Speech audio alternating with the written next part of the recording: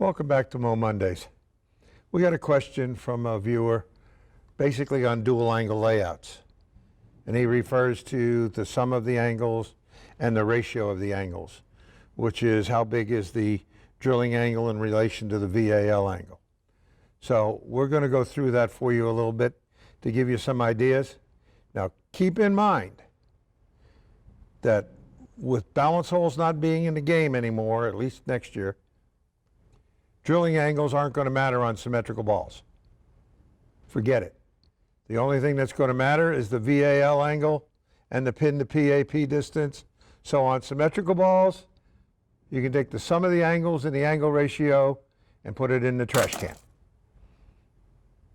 The USBC just likes to change things every once in a while.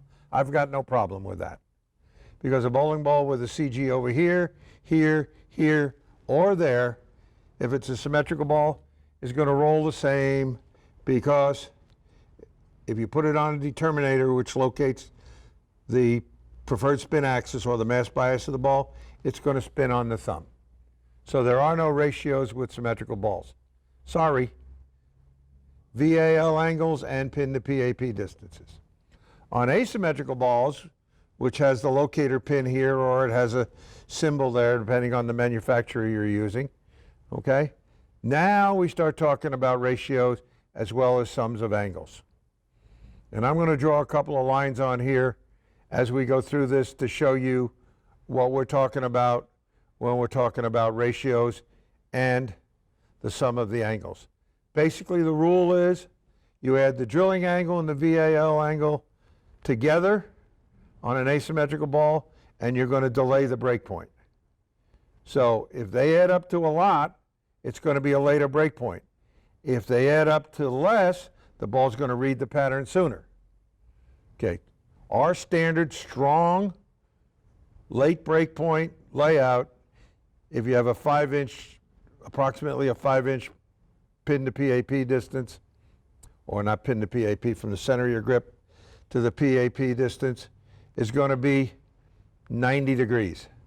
70 by 3.5, 4 by 20. That adds up to 90.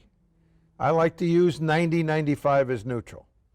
If I want to get the ball further down the lane and I got enough friction that I don't have to help the ball come back, I could get those two angles to add up to as much as 140, for example, which means I could go 90 by 50. A 90 by 50, if you got the same pin to PAP distance, is going to have a breakpoint further down the lane than a 90 by 30, and a 90 by 30 is going to have a distance further down the lane than a 50 by 20. So that's what we're talking about with the sum of the angles. I'm going to show you some things that you can see, that you can look at to know what we're trying to do with it. So let's get into dual angle layouts and let's see if we can help you refine the ball motion for the player and for the lane. We're going to talk about layouts and how they change the shape of the ball motion. We're using an asymmetrical ball, again, because we have the option of moving the PSA around in relation to the bowler's grip. Now, I'm left-handed, but I'm going to do this like I'm right-handed. The first thing you want to do is draw the line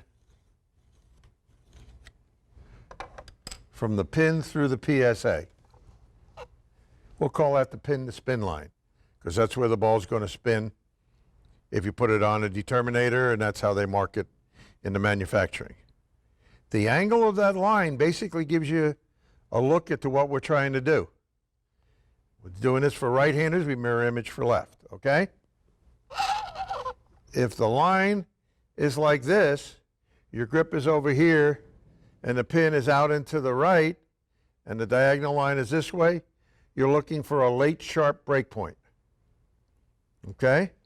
You bring this in a more moderate position, like this, where it's a little more vertical. You're looking for a medium reaction.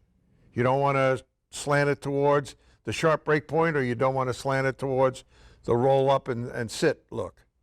But if you get that wet dry pattern, or you get a pattern where you need to, now we got the line at this angle.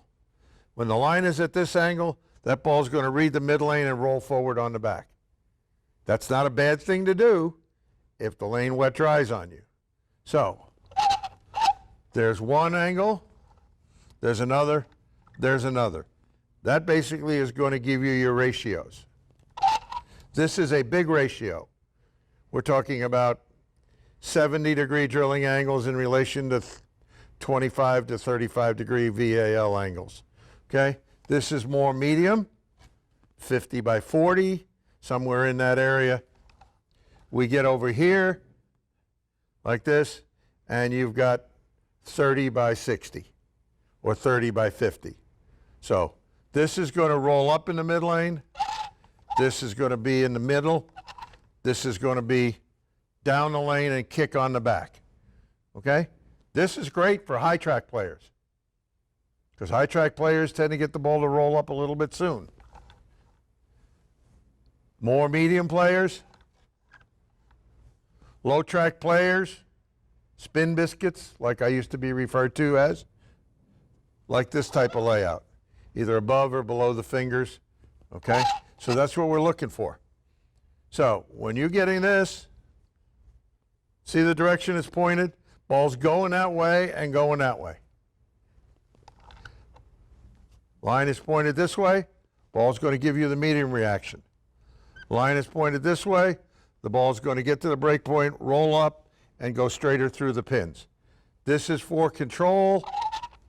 This is when you have to stand left and throw right. So that's how you're going to see when you do that. Now, the sum of the angles is what's going to tell you whether it's later or sooner. Okay, let me do a typical late reacting layout. I'm going to do a ball that I want to get down the lane. There's a lot of friction. I got a little bit of hand. I want to get it down the lane.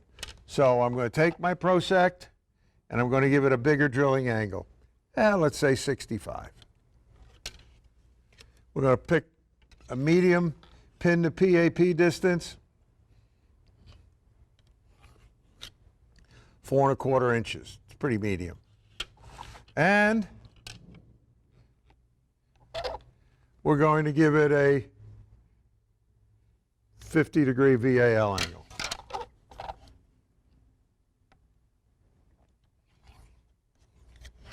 Okay? I'll take the standard axis point, which is 5 over by 3/8 up. That's what the automatic ball throwers will do for you. Call that standard.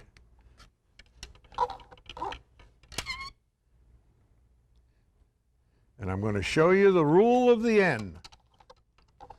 Okay? So we've got 65 by 4 1/4 by 50. Some 115, a little over 95.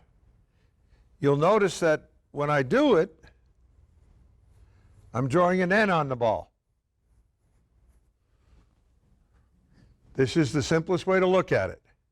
If I make that N wide, the ball's going to read the lane down there.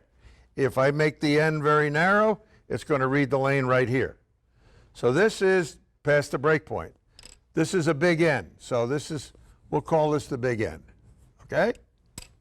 Now, since they were very nice to give me a towel to wipe off with, I'm going to do a ball that I call rolls at your toes. Okay?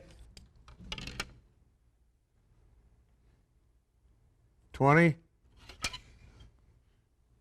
Use the same pin to PAP of 4 1/4 by, let's go 25.